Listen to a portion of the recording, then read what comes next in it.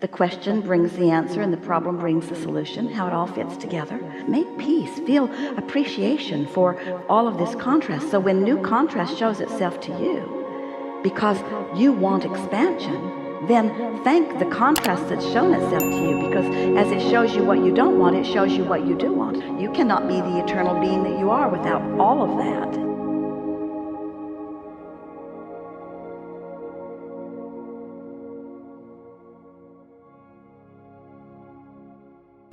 So we want you to realize that there's going to be some of that, but we have a new way of explaining it to you. And those who have been hearing and have been focusing in this new way are getting results, extraordinary results, easily. So here it is. As you stand in your now, do you accept that you are vibrational? Sort of, kind of.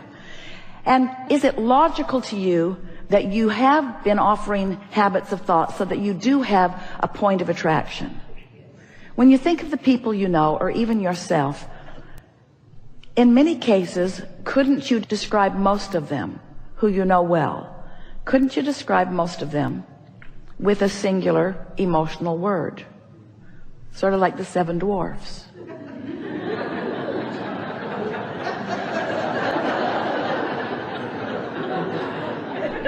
Bashful and happy.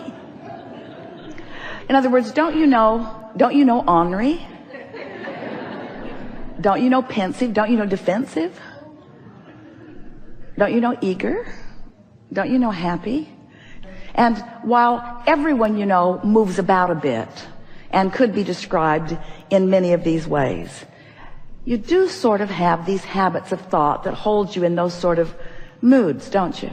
So we would like you to think of those moods or emotions as vibrational points of attraction, just like the emotional scale that we talked about a few years ago, where there is despair and fear and grief, really low feeling vibrations. And then there is revenge, which is an improvement, and anger, which is an improvement still, and overwhelmment and frustration, improvement still.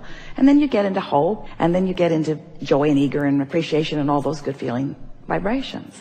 So we want you to think of this grid, this point of attraction, this spinning grid point of attraction, sweeping around, gathering up all cooperative components and bringing you to them and them to you, because creation is really rendezvousing. It's what it is. Your point of attraction causes you to rendezvous with things that are like you, that are of a vibrational frequency that you are at. So if you think of these spinning grid discs, let's just call it the high-flying disc. That's what you want to be on, that high-flying disc. You want to be on the high-flying disc, but sometimes things have happened that make it impossible in this moment, or improbable in this moment, for you to be on the high-flying disc. So what we are suggesting is that you do it when it's easier. Don't wait until something is manifested and has your attention, because when you're looking right at something that you do not want, there's plenty of momentum going. And there's not enough that you can do focus-wise usually in that moment that's going to change that momentum. And that's why we say, hang on, it'll be over in a little bit. After a good night's sleep, you can take another run at it. So now we would like to say to you that while you slumber, during that sleep time, you know what that is? Do you know what the real benefit of sleep is? It gives you a respite from your momentum. Because it's sort of like in that high-flying vibration. Imagine a cork bobbing up on the surface. You can hold it under the water, but when you let go of it, it's going to bob right back up to the surface. So we want you to realize that it is natural for you to feel good. It is natural for you to be in alignment. It is natural for you to be blended with all that you've become. It is natural for you to have full resonance with who you are. And it is unnatural for you to be focused upon something chronically or even all day that holds you in a feeling of a knot in your stomach, because you're defying your energy. You're disallowing the full energy that is you. So as we talk about these discs, and we encourage you to get on that high-flying disc, if when you awakened first thing in the morning, you acknowledge, ooh, I have a sort of clean slate, because during the night my momentum stopped. So now I can choose a good feeling thought. If you choose something that is general, something that's not too detailed, something that feels really good, and you're able to maintain it for 17 seconds and then another and then another, and you actually manage to lie in bed until you've crossed the 68-second mark, now you have a chance to have different momentum going today. Your point of attraction, your spinning grid, so to speak. What comes to you, it is our promise to you, will be a vibrational match to how you feel. Now, you might not make it till breakfast before something causes you to fall off that disc. You might not make it till breakfast, but you can do it again tomorrow, and you can do it again tomorrow, and you can do it again tomorrow, and you can do it again tomorrow, and you can do it again tomorrow. Until after a while, not that long, certainly within 30 days, you will have established a vibrational precedence, a vibrational habit. You know, a belief is just a habit of thought.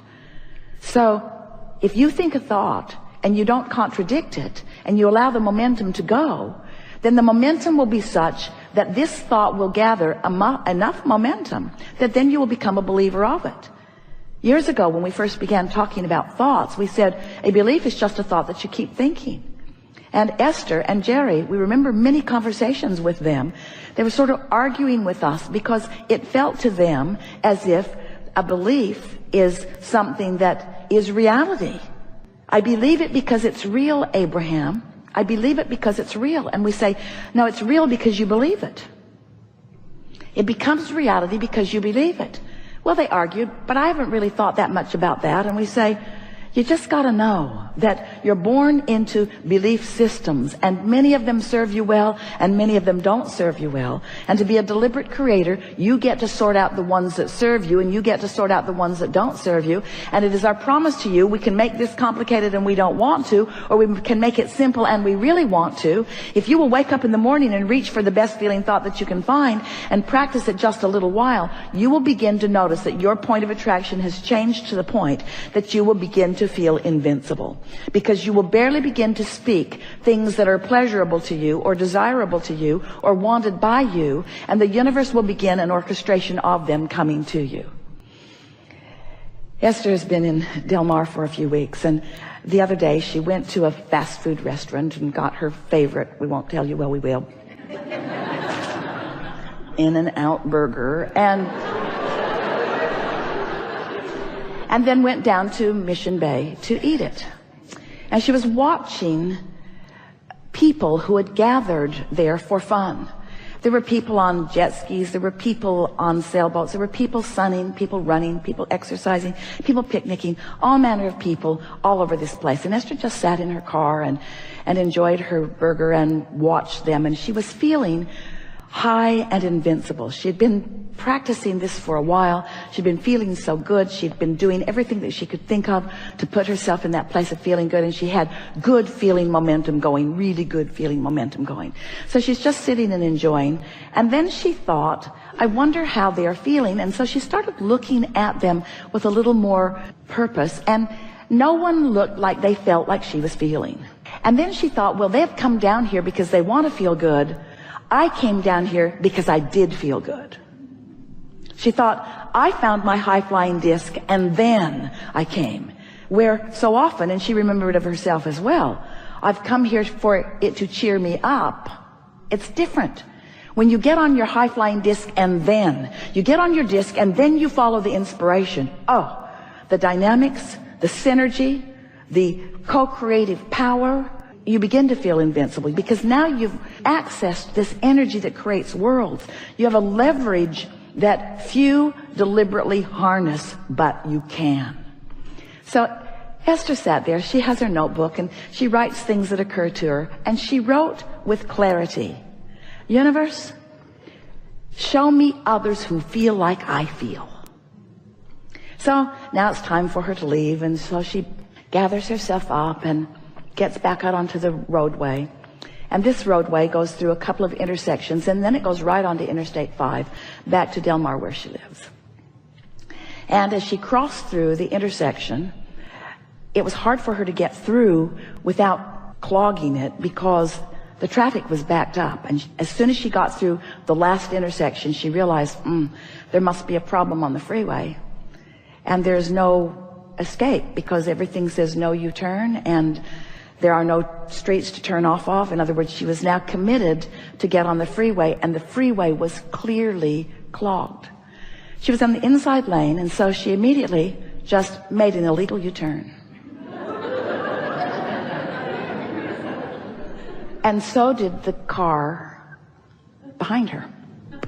It was like synchronized illegal driving. And now she's facing the intersection that she had just come through, and happy that she is not on that path of most resistance. She found illegal, we'll give it that, path of least resistance. The man who had been behind her, who is now in front of her because they've turned around, got out of his car, beautiful white hair, smiles that looked bigger than his head, and came to the window of her car and said, I've been driving around here for a long time, and never, ever, ever have I seen anyone follow their gut instinct with such success so quickly.